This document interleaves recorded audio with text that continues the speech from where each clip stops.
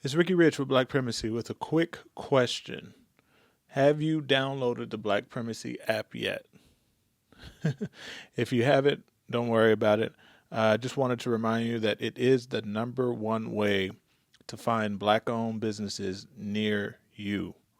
Whether you're looking for food, fashion, or services, we've got you covered on this app. So download it now and start supporting black owned businesses in your area today. All right? Link in the description.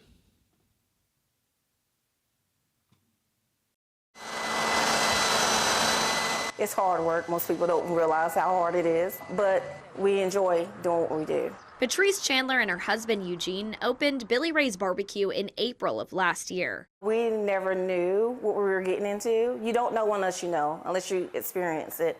So we thought it was going to be easy just to open up. It wasn't even easy opening up. And then once we got going, we realized, oh my gosh, our bodies are hurting so bad. And then my husband was like, well, give us a couple months, we'll be fine. No, it's a year later, and we still hurt. We're still hurting every day, but we love what we do. In the past 14 months, the pair has learned a lot of lessons and fallen in love with working together as a family, owning their own restaurant. We love catering to people. We love seeing smiles on people's faces. Serving the community they grew up in. We were born and raised right here in East Knoxville, both of us. I think it's a struggle for us as a community to try to figure out how to maneuver, because it should be more of us running businesses, especially even on this side of town. If we look at today, because of how things have evolved over the years, we'll find that we don't have as many. Deborah Porter was raised in East Knoxville. Growing up, she remembers plenty of black-owned businesses. Not only, your mom and pop stores, but you had different retail stores, you had dentists, doctors, lawyers, all of those. Now we still have a few bookstores, we still have some retail, restaurants, beauty shops, those things that we know have been around for years and years. But in comparison to those things that actually happened, way back when, and the businesses that flourished during that time, we don't have those at this point. She serves as the chairperson of the Martin Luther King Jr. Commemorative Commission and has helped black businesses grow for years by trying to remove barriers. I think financing, that part of it is a biggie. The thing with black-owned businesses, a lot of us, we don't necessarily have the finances or the community support to get a lot of the finances that we need. When Krishana Fair opened Yours Professional in 2021, she faced that barrier herself. When I first came out, people were talking about crowdfunding and things like that, and it was like, my community doesn't have that money. Or they would say, oh, well, I have a friend that I know who has all of this money and they were willing to invest in me. I'm not naturally in those circles, so people are less likely to give you money when they don't know you. So we literally have to start from the very bottom, so our things can't look as nice. They can't grow as fast as other businesses. But over the past 4 years, Fair is working to overcome that. You get out of this whatever you put into it, however you want to be.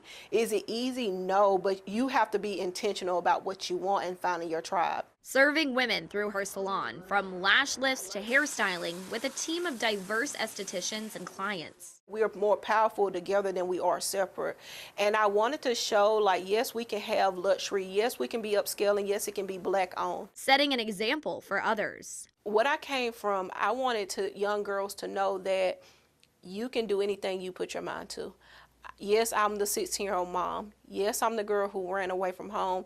Yes, I waited till I was 30 to go to school, but I still made every dream come true, and I'm still making every dream come true.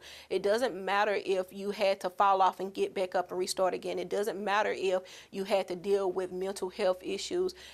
As long as you are putting that forth yourself and you're putting yourself first, you can do whatever you dream. I realize representation matters, and if you never see anybody do it, then you think it's impossible. So I want to be that representation that we can do it, and we are going to do it. That's a mindset Kimberly Black shares. I have so many women that stop me and discuss, they want to get in construction because of seeing me. They were able to relate to me. And so that's important, having people seen, having women in boardrooms, to be able to have them as decision makers, to have a voice, because when everyone has a voice, it levels the playing field for us. It's a responsibility and a role Black says she never pictured for herself. I was in corporate America and I said, okay, I want to do something more meaningful. And so I got on Google and tried to see what could I learn how to do. And so I saw some things construction related. It's important to be able to be out there and show people and youth it's okay to dream. It's okay to look outside the box. Would I've ever imagined that I would have been in construction? No.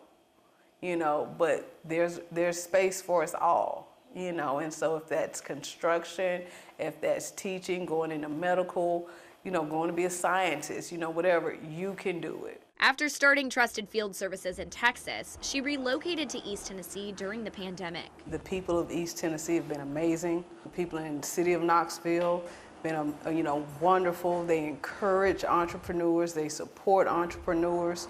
So they created a soft landing for me here. And again, it's the best decision I've made to do business here in the city of Knoxville. From major projects like helping construct Covenant Health Park in the Old City to winning awards from organizations like the YWCA, Black is making a mark in Knoxville with help from local resources. Go to the Knoxville Entrepreneurship Center, go to the Urban League, participate with the projects of Tennessee Apex. Those are great groups that work with small businesses. Black says she found expert advice and valuable research from the groups, although she says there were still plenty of challenges. Small businesses, we're going to have hurdles. It could be seasonal. It could be, anything that has to do with products or, and so you just have to be able to adjust and adjust quickly. You can't drag your feet. And for Black-owned small businesses, those hurdles can be amplified. I mean, business is hard. Let's just be crystal clear. As a Knox County Commissioner, Damon Rawls has gotten familiar with the Black business scene in the area. Some of the information that was coming out prior to COVID, the reporting nationally was saying that we would lose half of the Black-owned businesses that existed. And so what I wanted to do was help out in a way that I could, and I knew that I could create a directory that would be a place that people could support Black-owned businesses. And that thing, it went crazy. It blew up. Now that directory has over 200 business listings, with roughly 2,000 people visiting that site every month. I love it because that's the reason why I created it, is that I wanted a place that Black-owned businesses could be found, could be located.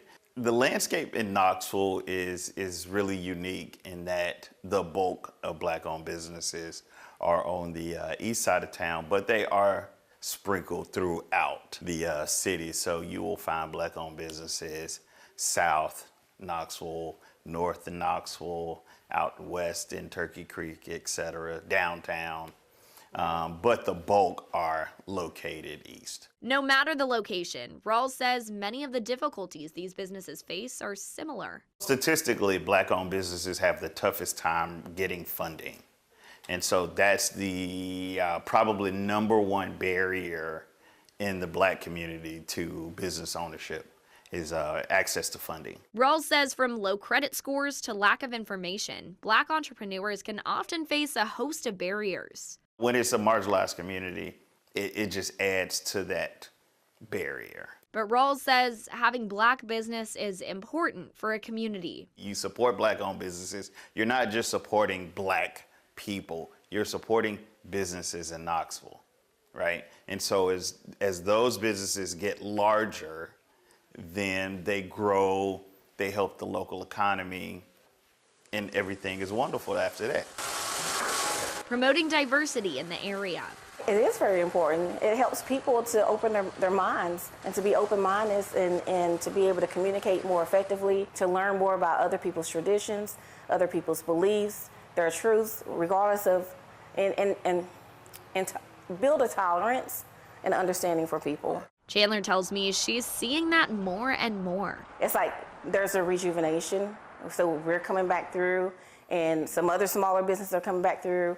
And so we're starting to pave the way and so that others can do it too. Rawls says the approach they're taking might be a little different than in the past. Like most businesses, you've seen people go from brick and mortar to online. And so we've seen that also in the Black community, is that we have a significant amount of businesses that are online businesses that are doing great.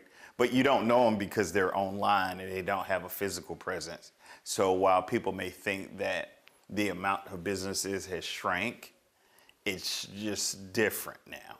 But Black says there's still work to do.